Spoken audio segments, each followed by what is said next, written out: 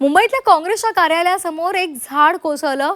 वारंवार तक्रार देऊन सुद्धा या झाडाच्या फांद्या आणि उपाययोजना न केल्यामुळे महाराष्ट्र काँग्रेस कार्यालयाच्या अंगणातील झाड पडलंय। या संदर्भात त्यांनी नाराजी सुद्धा व्यक्त केलेली आहे। याचा आढावा घेतले आमचे प्रतिनिधी स्वप्नील जाधव यांनी। पाहूयात।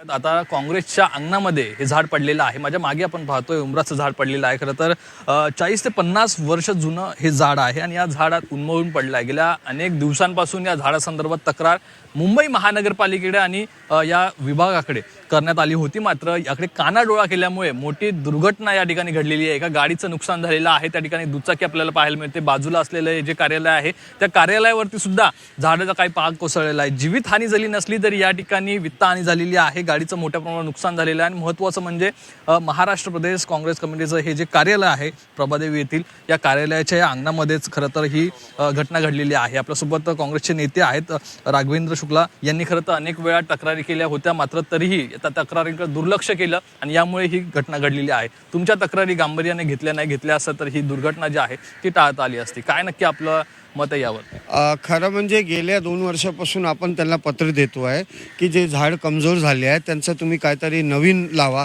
हे झाड कापा। तर ट्री डिपार्टमेंटमधला एक माणूस आहे संतोष शेट्टी म्हणून, तो इन्चार्ज आहे।